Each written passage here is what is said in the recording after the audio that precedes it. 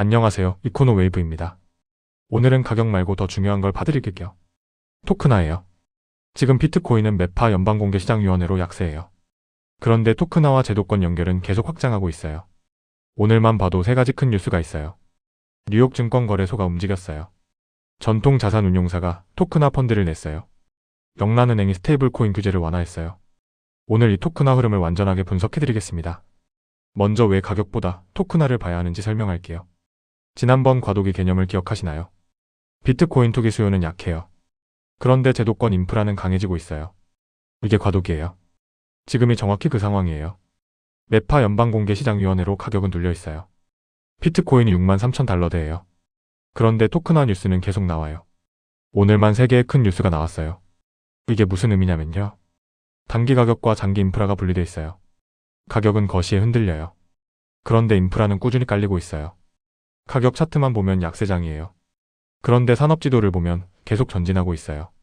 오늘 3가지 뉴스가 그 증거예요. 오늘 첫 번째 큰 뉴스예요. OKX와 뉴욕 증권거래소 협업이에요. OKX는 세계적인 암호화폐 거래소예요. 뉴욕 증권거래소는요. 영어로 NYS예요. 세계 최대 증권거래소예요. 전통 금융의 상징이에요. 이 둘이 합작 벤처를 만들어요. 전통 금융과 암호화폐 시장을 잇는 거예요. 흥미로운 건 이거예요. 이 합작 벤처를 앤드류 쿠오모가 이끌어요. 전 뉴욕 주지사예요. 거물 정치인이 암호화폐와 전통 금융을 잇는 사업을 이끄는 거예요. 이게 왜 중요하냐면요. 세계 최대 증권거래소가 암호화폐와 직접 손잡는 거예요. 전통 금융이 암호화폐를 변방이 아니라 주류로 받아들이는 신호예요. 지난번 스페이스X 토크나를 기억하시나요? 주식이 블록체인으로 오는 거였어요. 이번엔 거래소 자체가 암호화폐와 융합하는 거예요. 전통 금융과 암호화폐의 경계가 허물어지고 있어요. 오늘 두 번째 큰 뉴스예요.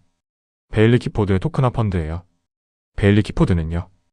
영국의 유명한 전통 자산운용사예요. 100년 넘는 역사를 가진 회사예요. 테슬라 초기 투자로도 유명해요. 이 회사가 토크나 펀드를 냈어요.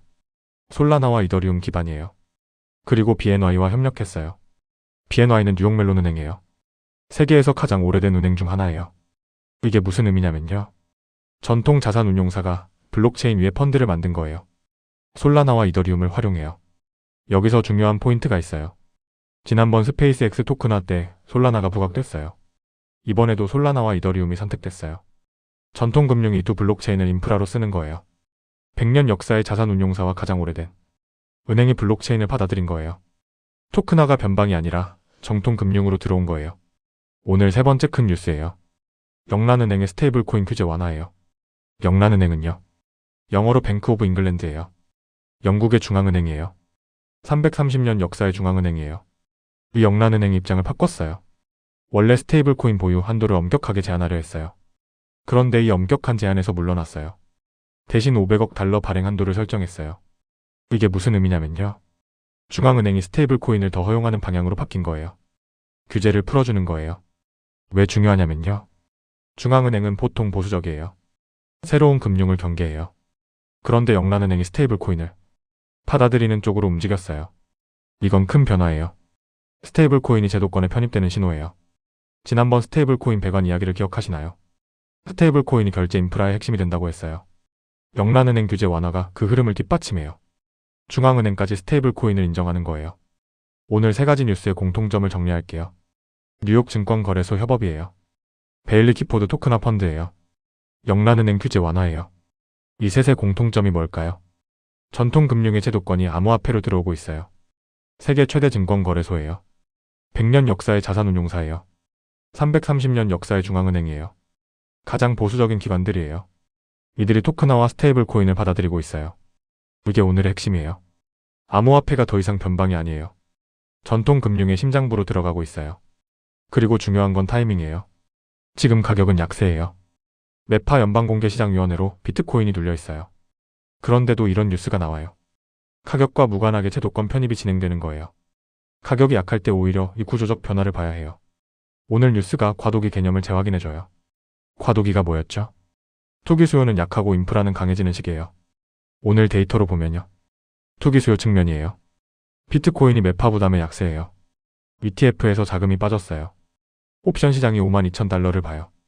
가격은 약해요. 인프라 측면이에요. 뉴욕 증권거래소가 협업해요. 베일리 키포드가 토크나 펀드를 내요. 영란은행이 규제를 완화해요. 인프라는 계속 커져요. 이 두 가지가 동시에 일어나요. 이게 과도기예요. 지금 비트코인 가격 차트만 보면 공포예요. 그런데 산업지도를 보면 역사적 전진이에요. 어느 쪽을 보느냐에 따라 완전히 다른 시장이 보여요. 장기 투자자라면요. 단기 가격 약세보다 이 구조적 인프라 확장을 봐야 해요. 투자자 입장에서 무엇을 봐야 하는지 정리할게요. 첫 번째, 단기와 장기를 분리하세요. 단기는 거시가 지배해요.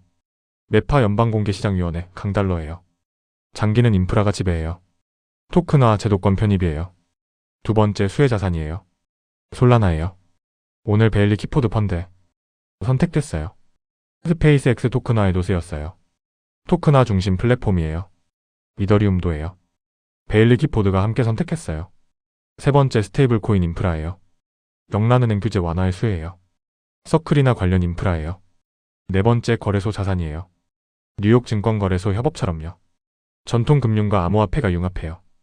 다섯 번째, 거시 신호예요. 이 인프라 가치가 가격에 반영되려면요. 거시가 풀려야 해요. 금요일 PC를 봐야 해요. 핵심은 이거예요. 오늘 토큰화 뉴스는 가격과 무관해요. 그런데 제도권 편입이라는 거대한 흐름을 보여줘요. 가격이 약할 때 이 큰 그림을 봐야 해요. 단기 약세에 흔들리지 말고 장기 구조 변화를 포착하세요. 오늘을 한 문장으로 정리할게요. 비트코인 가격이 메파 연방공개시장위원회로 약세인 가운데 세계 최대 뉴욕 증권거래소가 OKX와 협업하고 100년 역사의 베일리 키포드가 솔라나 이더리움 토큰화 펀드를 내고 330년 역사의 영란은행이 스테이블 코인 규제를 완화하면서 가장 보수적인 전통 금융기관들이 토큰화와 제도권 연결을 계속 확장하는 과도기입니다. 가격 차트가 아니라 산업지도를 보세요. 토큰화는 멈추지 않고 있어요. 이코노 웨이브가 토큰화 혁명을 계속 추적해드리겠습니다. 아직 구독하지 않으셨다면 지금 구독을 눌러주세요. 좋아요와 구독을 눌러주시면 누구보다 빠르게 새로운 정보를 받아보실 수 있습니다. 이코노 웨이브였습니다. 감사합니다.